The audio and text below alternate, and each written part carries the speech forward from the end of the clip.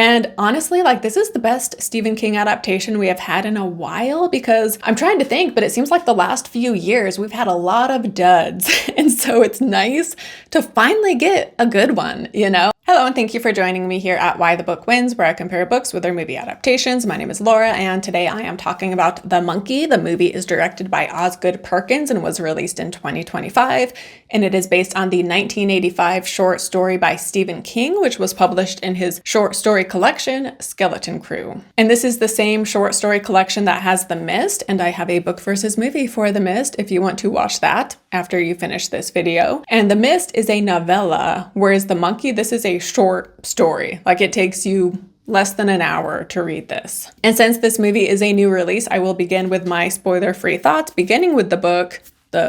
So even though this is a short story, I was impressed with how much King was able to fit in this, because we get some really good character development, and we get a feel, specifically our main character Hal, we get a feel for who he is and his worries and his fears and the stresses in his life and the relationship dynamics he has with these people in his life. And then I also thought the horror aspect, I thought it was very creepy and unsettling and suspenseful.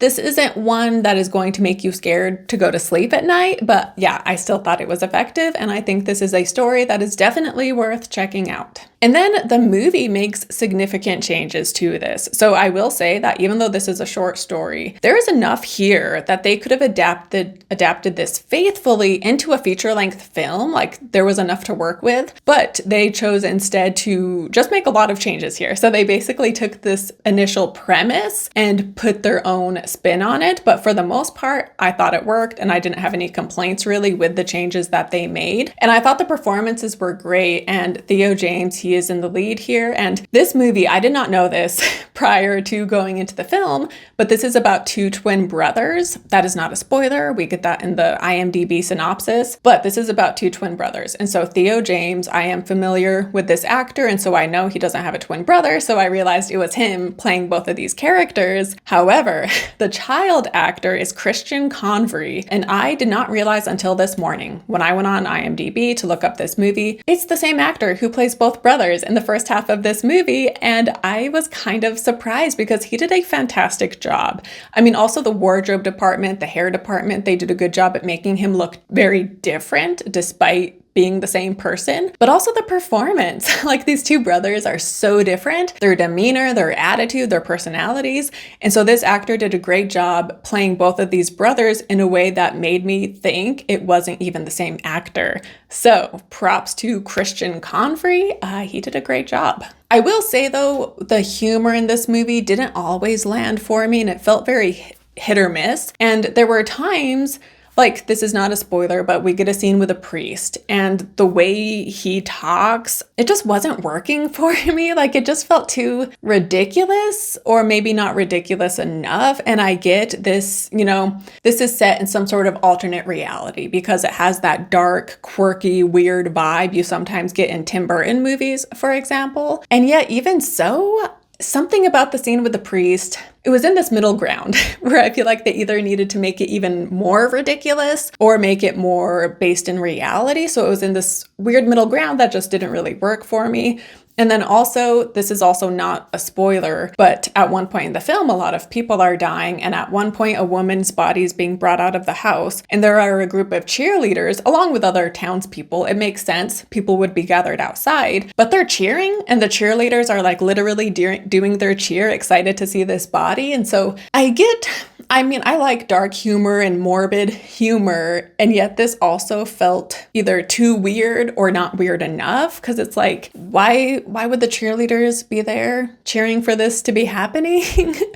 I don't know, something about it. Maybe I'm thinking too hard about this aspect, but again, I feel like sometimes it needed to lean more into the absurdity and the weirdness, or it just needed to take itself seriously. The balance didn't always work, in my opinion, and those two scenes in particular are parts that I didn't find funny, but there were definitely other aspects of the movie that I thought did find the right tone and the right balance, and it did work. Like, for example, the violence in the movie, you know, it's very over the top and ridiculous, and it's effective, but then it's also just so over the top that you don't take it seriously, you know? And so maybe some of these other moments of humor, they weren't over the top enough to work for my taste. But anyway, there were other funny moments. I'd never like audibly laughed, but I, kind of silently chuckled to myself a few times. But yeah, I also thought the movie was very suspenseful. I thought the look of the monkey was very creepy, and there are plenty of scenes that will make you wince.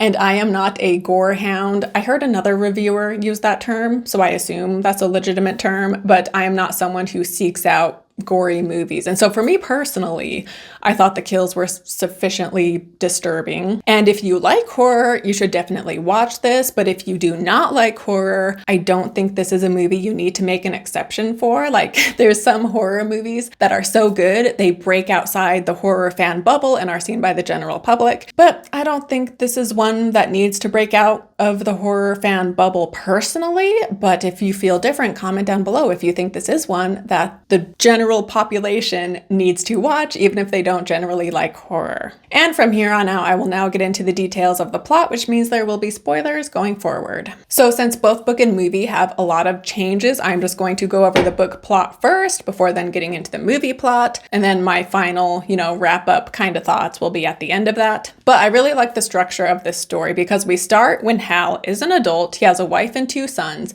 and he has just heard that his aunt Ida has died and his aunt raised him. And so he takes his family and they go to the funeral, and then they look over her house and like all the random stuff she still has in her home. And his 2 sons, his oldest son is Dennis, who is 12, his younger son is Petey. They find a monkey that we wind up with a key and it bangs cymbals. And so they take a liking to it and they bring it back to their hotel. And when Hal sees that they have it, he is like, what the F is that doing here?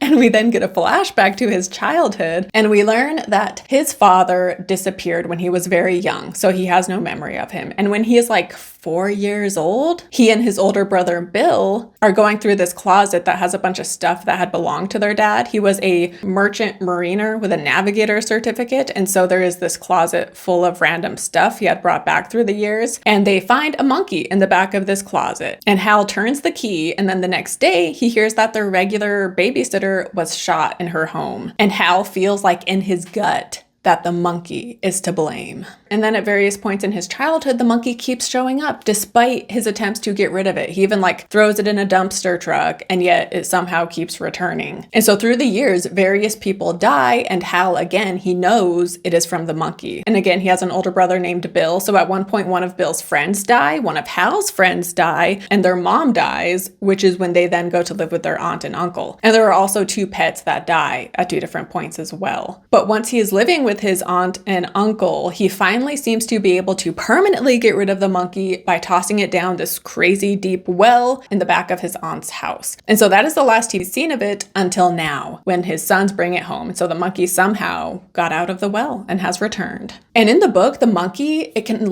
get in people's head, and it lures them and tempts them to turn the key. And his son Petey felt its pull, but also feels that it is evil. And so the next day, Dennis and the mom have gone somewhere. And so Hal and Petey are talking about the monkey, and they're acknowledging this monkey is evil. We need to get rid of this. And so basically the 2 of them go out to a lake, and Hal goes out in a boat by himself into the deepest part of this lake. He tosses the monkey overboard, and then he almost drowns because the boat is falling apart, but he is able to make it back to shore. And so they are successfully rid of the monkey and they move on with their lives. However, the story ends with a newspaper article talking about how a bunch of dead fish have floated to the top of this lake and no one understands why. So clearly the monkey still has power, and we can assume it will eventually make its way out of the lake the way it was able to make its way out of the well. And now to move on to the movie plot. So here Hal and Bill are twin brothers, and they basically hate each other because Bill is a major bully who does horrible things to Hal, and so Hal hates him for it. And in this version, their father once again had disappeared, but here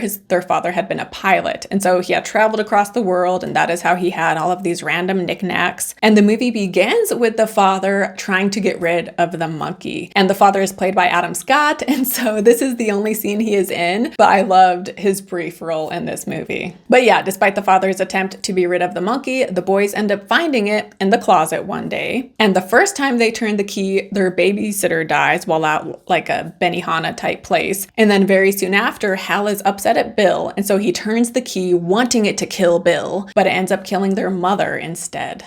And so this is when they then go live with their aunt and uncle. And then Hal had gotten rid of the monkey by chopping it up and throwing it away. And yet when they're at their aunt and uncle's house, the monkey reappears. And so this is when Hal reveals to Bill, like, hey, this monkey is bad news and it caused the death of our babysitter. And so Bill, he's like, well, let's just turn the key again and let's see if it really is the monkey who is at fault. And so they turn the key and it kills their uncle. And so then from here, the two brothers together decide to throw it down the well. And we then flash forward to Hal as an adult, and we learn that he has avoided relationships and he and Bill have become estranged. And he does have a son named Petey, who is a teenager, but he only sees him once a year. And he just purposefully is distancing himself from Petey in case the monkey ever comes back, because he doesn't want to put Petey's life at risk. But what do you know? The monkey returns and kills his Aunt Ida, prompting Bill to call Hal after 10 years of not talking. And it happens to be Hal's week with Petey. And so he has no choice but to go to the aunt's house with his son to try to find the monkey and stop it.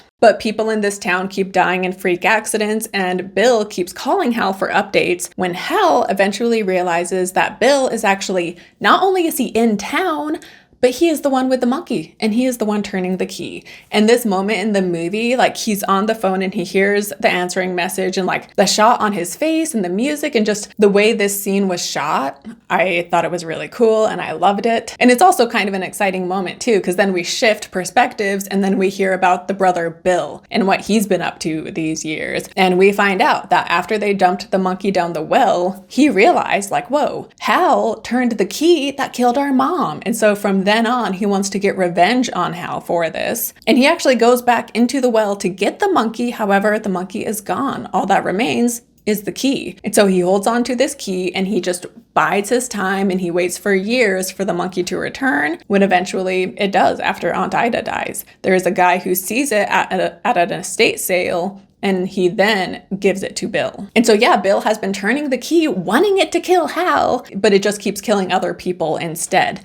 And at one point, the guy who found the monkey and gave it to Bill, he decides he wants the monkey back. And so he kidnaps Hal and Petey and he takes them to Bill's house and he tells Petey to go inside and bring the monkey back. And when Petey goes inside, you know, he meets Bill and Bill has Petey turn the key, and this causes the guy in the car with Hal to end up dying, the guy who wanted the monkey back. And so from here, Hal then goes inside the house and Bill had been trying to force the monkey to do his bidding basically. And so this causes the monkey to just go crazy and it suddenly just wreaks havoc all over town. And so like all at once, just these insane things are happening, and also the building they are in is starting to collapse. And so Hal shows up as all of this is happening, and he and Bill have a heart-to-heart. Bill is like, you know, you killed my mom. But Hal is like, you know, she was my mom too, and I didn't want her to die, and I wish we could have been there to help each other as we were kids. And so they have this moment where, you know, they're ready to turn a new leaf and to be in each other's lives and to support each other. However, right when they make amends, the monkey bangs the drum again, and this causes Bill to die. And so from here, Hal and Petey leave and they bring the monkey with them, and it ends with them being like, you know, the monkey is our responsibility now. We will make sure it doesn't kill anybody again. And while they are at an intersection, you know, he quotes multiple times that line where it's like, and there was a pale horse and it was named Death or something like that. And so they're at an intersection as chaos is happening around town still, and they see Death on a pale horse ride by. And then Hal, he tells his son, like, it's time for us to dance, taking a cue from his mom, because after the babysitter's funeral, the mom had told them how, like, you know, everybody dies, that's life. Some of us die peacefully, some of us die violently. And then she's like, now let's go dance. And so then they dance in their house. And so he is taking a cue from his mom by telling his son that now it's time to dance. And now to get into some of the changes and just my thoughts on both. So in the book, Hal does have an older brother, Bill, who I mentioned, and he says how Bill will do some of those typical older brother things like punch him for no reason. But he says that for the most part, he's a good older brother and they get along. And Bill is at Aunt Ida's funeral, and so we see them interact there. But Bill knew nothing about the monkey, and so he is not a prominent character in the short story. And so it is a big change here to have Bill. Not only are they twins, but they just hate each other. And then again, obviously, you know, the ending where we find out that Bill is the one turning the key, trying to kill Hal. That was a significant change, but this was a change that I did like. And in the book, I talked about how the monkey, it can like get in a person's head and speak to them and tempt them to turn the key. we kind of get that in the movie with the way Bill is obsessed with the monkey, right? And this part when he's like going through the years waiting to find the monkey, waiting to get a message from it, and then when he starts getting messages from the monkey, this was one of those like weird parts that I did find funny. You know, when he sees the monkey face on the stripper, for example, and like the message and the fortune cookie. And so this was all weird in a way that I liked and I found funny. And then also when he gets the monkey, he has it on top of this throne of TVs and he's like worshiping it and treating it like this, you know, godlike evil entity. But when they were kids, the way they didn't get along, it kind of reminded me actually of Dennis and Petey in the short story, who are Hal's kids, because Dennis, he is 12 years old and he is just starting to go down a bad path and he is just a punk and being such a jerk to his little brother. And Hal is having a hard time connecting with Dennis and he just feels him slipping away. And he also can't relate to Dennis because he has more in common with Petey. And so Dennis, he just struggles to connect with. And so he does have a stern talking to him in part of this story. So it seems like maybe he will be able to get a handle on Dennis and things won't go as bad as he and his wife fear. But yeah, so the dynamic between Bill and Hal in the movie was almost a bit more like Dennis and Petey, although it was, you know, pretty extreme in the movie. And then of course there were people who died in the book, but way more people died in the movie. And also in the book, their deaths for the most part weren't as crazy as they were in the film either. It was things like, getting hit by a car or being shot by someone or falling off like a treehouse ladder. Some kid falls off of that. Whereas in the movie, it is always like these insane freak accidents. And this is very Final Destination-esque with the way people die. And it's one of those movies where after you watch it, everything you do afterwards, you just think of like, how could this lead to my death in a crazy way, right? And it also works because at various moments with each character, whenever they do something, you keep waiting for it to lead to their death in one way or another. So you're always like waiting for it to happen. And I think personally, the worst death was the guy in the car with Hal who wanted the monkey back for himself. He said it reminded him of his dad and that's why he wanted it. So I think he knew the power the monkey had. But yeah, he was a weird character. But his death with the wasps, that one was definitely, I think, one of the grosser ones in my opinion. And then the mom, she does die in both and she dies the same way, which is like, they call it like a brain aneurysm or something. But in the movie, she dies at home in front of Bill, which is partly why it is so much more traumatic for him in some ways. But in the book, she dies at her workplace, so the sons don't actually see it happen. But then when Hal as an adult gets the monkey in the book, no people die at all at that point. There's like a fly buzzing that dies.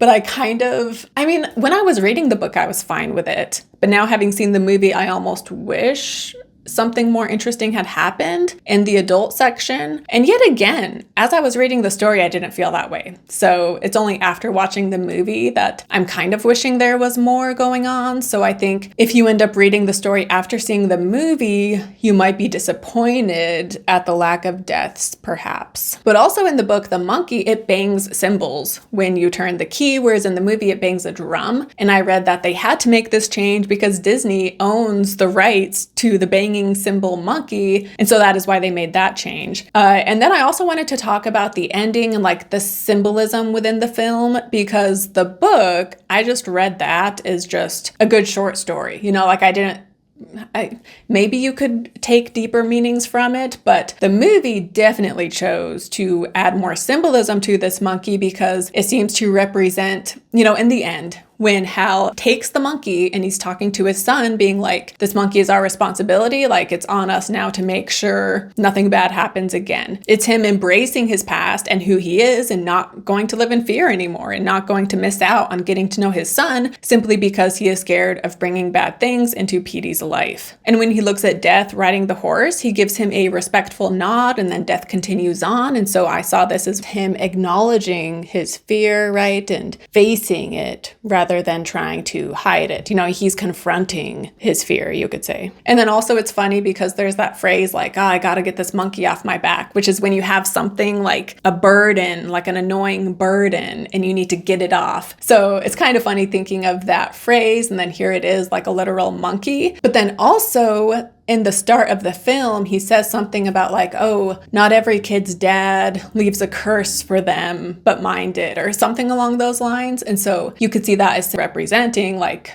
oh, not everybody's dad passes on some kind of trauma, but mine did. And then also when Petey meets Bill, Bill is trying to get him to turn the key. And he's like, the men in our family have been turning this key for generations. My dad did, and I did, and your dad did. And now it's your turn to turn the key. So it's like he's trying to get Petey to partake in this generational trauma, you know? And so Hal, rather than keeping this trauma continuing to be passed down to his son, instead, you know, the buck stops here and he takes the responsibility of the monkey. But then to move on to my final thoughts and my book versus movie section. So I went into this movie with very high expectations, I will admit. And so it wasn't quite everything I hoped it would be, and yet I definitely liked it a lot. And again, if you're a fan of horror, this is definitely one you need to see. And honestly, like this is the best Stephen King adaptation we have had in a while, because I'm trying to think, but it seems like the last few years we've had a lot of duds. And so it's nice to finally get a good one, you know? And then we have Life of Chuck coming out later this year, which I'm so excited for. So I think 2025 is the return of good Stephen King adaptations, which is very exciting. And honestly, I did really enjoy this short story and I would recommend it, but I think I might say that the movie wins because I thought they did a great job at taking inspiration from the premise of this, which is a great premise. You know, it's a simple premise, but it's an interesting one. And so I thought it really worked well in the film and it was still relatively funny. And then again, I really liked the performances and I thought it had great pacing. So the part with them as kids and then the second half when they're adults, I found both parts just as engaging, just as interesting, and I was very engrossed the whole time. And I did like the stuff with the twin brothers. Like when we finally meet Bill, he is so weird and over the top and evil due to being this hurt boy who grew up into this twisted man. But yeah, I really like that aspect of the story. And again, my biggest complaint is just that some of the humor didn't always work. Another complaint I had with the movie though is that we get some narration, which is fine, but sometimes the voiceover was just way too obvious and unnecessary. Like there's a part where he's like, and that's how it works. The monkey doesn't take requests, it just kills who it wants. And it's like, yeah, we could tell when you asked it to kill Bill and it didn't. It's pretty obvious, it just does what it wants. And then later he's like, so we threw it down the well, hoping to be rid of it forever. And it's like, yeah, I know. We're literally watching it happen. So multiple times the voiceover was just way too much. This felt like one of those things that perhaps the studio had them add, because I feel like sometimes the studios think the audience is dumb and needs everything over-explained. The ending also, it did feel kind of abrupt. Like, I think I appreciate it more as time has gone on, but initially, right when it ended, I was kind of like, wow, like that was it? So it feels like maybe the ending could have been a bit more elegant, if that's the right word. It could have tied things up a bit more satisfyingly, but for the most part, I think the ending was fine. So yeah, I am going to say that the movie wins, but I would definitely recommend the short story especially if you're a Stephen King fan. And that wraps it up for The Monkey. Thank you so much for watching. Don't forget to like and subscribe, and I will see you next time. Bye.